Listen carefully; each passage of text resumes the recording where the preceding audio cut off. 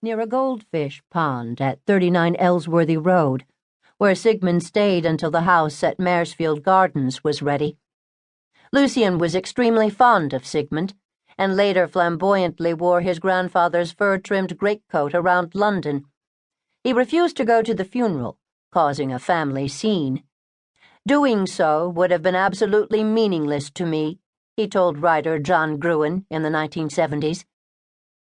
Even at that early age, Lucian was considered a wunderkind.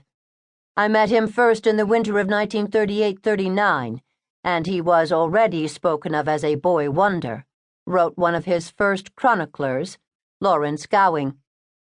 He was in a studio flat in Charlotte Street, round the corner from the house where Rimbaud and Verlaine took rooms, in company with a self-appointed Svengali who showed him off, whispering behind his hand, "Marvelous."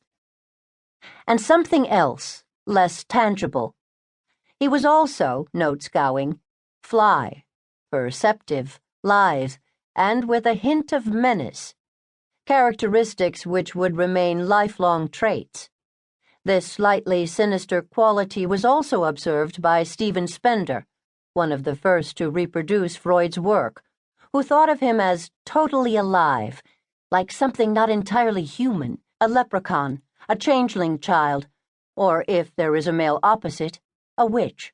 It was not only Lucian's extraordinary looks, remarked on by the artist's friend Bruce Bernard in his authoritative monograph on Freud, that made a striking impression, but what Gowing describes as the pointed intensity apparent even in Freud's juvenile vision. That pointed intensity would be Freud's leitmotif.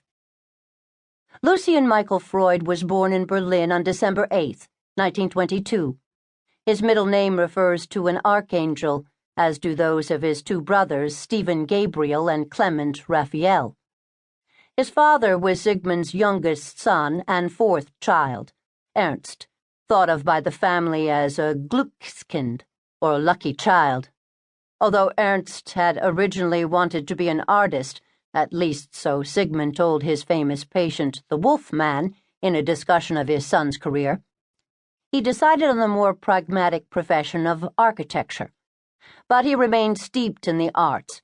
According to Gowing, who saw a series of his 1913 alpine landscapes, Ernst was an accomplished watercolorist, and like many German youths, he was an ardent fan of the poet Rainer Maria Rilke, so much so that Sigmund wrote his dear friend Lou Andreas Salome, famously Rilke's lover and mentor, asking if she could arrange a meeting between Rilke and his son. Rilke returned the compliment by sending Ernst a book of poems, Field Sermon, by his friend Regina Ullmann, which he personally inscribed. Ernst eventually did meet the poet in Vienna in February of 1916 when the young soldier was at home on leave from the army. Lucian's mother, after whom he was named, was Lucy Brush, the daughter of a prosperous Berlin corn merchant, Joseph Brush, and his wife Elisa. Lucy studied classical philology in Munich, as well as art history with the famous Swiss art historian Heinrich Wöfflin, for a year in Munich, after first reading German studies in Berlin. Zentner, the daughter of Lucy's older sister Gerda, describes Lucy as tremendously vibrant and vivacious, and intellectual. She had done classics at university, which was fairly unusual when she was a young girl. She was very funny and very beautiful, with jet-black hair.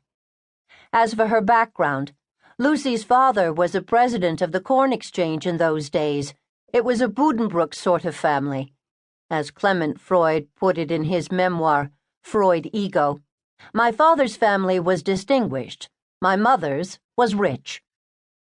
Ernst first attended the Technical University, Technische Hochschule, in Vienna from 1912 to 1913, studying mathematics, engineering, and sketching after nature and the body, among other courses.